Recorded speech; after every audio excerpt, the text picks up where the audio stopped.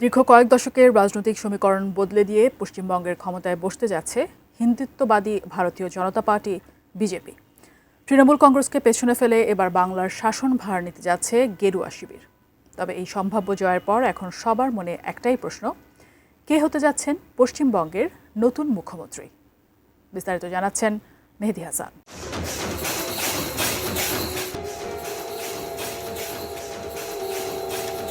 ৩৪ বছরের বাম শাসন এবং ১৫ বছরের তৃণমূল সরকারের পর বাংলার রাজনীতিতে শুরু হতে যাচ্ছে এক নতুন অধ্যায়।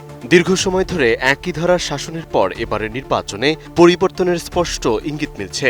২০২৬ সালের বিধানসভা নির্বাচনের প্রাথমিক গণনায় ১৯৪টিরও বেশি আসনে এগিয়ে রয়েছে বিজেপি, যা রাজ্যের ক্ষমতার বড় ধরনের পালাবদলের আভাস দিচ্ছে। এই ধারাবাহিকতায় দেখা যাচ্ছে ২৯৪টি আসনের বিধানসভায় বিজেপি ১৯৪টি আসনে এগিয়ে আছে। বিপরীতে তৃণমূল কংগ্রেস এগিয়ে মাত্র ৯৪টি আসনে। সরকার গঠনের জন্য প্রয়োজন ১৪৮টি আসন। সেই হিসাবে বিজেপি সেই সীমা অতিক্রম করার অবস্থানে রয়েছে। ফলে এই ফলাফল ইঙ্গিত দিচ্ছে তারা এককভাবে সরকার গঠন করতে পারে এবং বড় ধরনের জয়ের পথে এগোচ্ছে।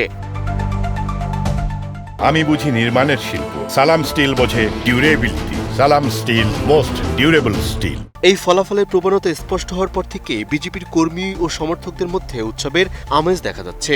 বিভিন্ন জায়গায় আনন্দ মিছিল ও উদযাপনের খবর পাওয়া যাচ্ছে। একই সঙ্গে রাজনৈতিক মহলে শুরু হয়েছে জোর আলোচনা। সরকার গঠন হলে মুখ্যমন্ত্রী কে হবেন? নির্বাচনের আগে কেন্দ্রীয় স্বরাষ্ট্রমন্ত্রী অমিত শাহ জানিয়েছিলেন এই পদে একজন ভূমিপুত্র বা বাঙালিকেই দেখা যেতে পারে, যা এই আলোচনাকে আরো গুরুত্ব দিয়েছে। এখন পর্যন্ত বিভিন্ন গণমাধ্যমের তথ্য অনুযায়ী মুখ্যমন্ত্রী পদের জন্য কয়েকজন নেতার নাম বেশি আলোচনায় রয়েছে। এর মধ্যে রয়েছেন বর্তমান বিরোধী দলীয় নেতা শুভেন্দু অধিকারী, বিজেপির সাবেক পশ্চিমবঙ্গ রাজ্য সভাপতি দিলীপ ঘোষ, পশ্চিমবঙ্গ রাজ্য বিজেপির বর্তমান সভাপতি সুকান্ত মজুমদার, দলের বর্ষিয়ান নেতা ও মুখপাত্র শ্রমিক ভট্টাচার্য এবং প্রাক্তন সাংবাদিক ও রাজ্যসভার সাবেক সদস্য স্বপন দাশগুপ্ত। পাশাপাশি বিজেপির নারী নেত্রী ও বিধায়ক অগ্নিমিত্রা পাল, অভিনেত্রী থেকে রাজনীতিতে আসা রূপা গঙ্গোপাধ্যায় এবং কেন্দ্রীয় প্রতিমন্ত্রী নিশীথ প্রামাণিকের নামও বিভিন্ন মহলে আলোচনায় রয়েছে। অন্যদিকে বড় ব্যবধানে পিছিয়ে পড়ায় তৃণমূল নেত্রী মমতা বন্দ্যোপাধ্যায়ের রাজনৈতিক অবস্থান নিয়েও নতুন করে আলোচনা শুরু হয়েছে।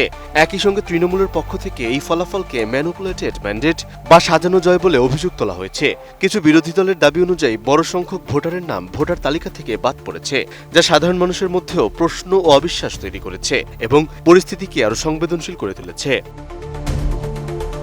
এই অবস্থায় স্বাভাবিকভাবেই প্রশ্ন উঠছে, সম্ভাব্য জয়ী প্রার্থীরা কি পারবেন এই বিতর্কের ছায়া কাটিয়ে জনগণের পূর্ণ আস্থা অর্জন করতে, নাকি অভিযোগ, আইনি জটিলতা ও রাজনৈতিক বিরোধিতার কারণে নতুন সরকারকে শুরু থেকেই নানা চ্যালেঞ্জের মুখে পড়তে হবে?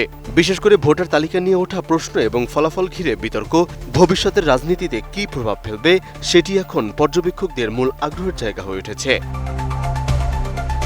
তবে এখনো পুরো চিত্র স্পষ্ট হয়নি এবং চূড়ান্ত ফলাফল আনুষ্ঠানিকভাবে ঘোষণার বাকি রয়েছে।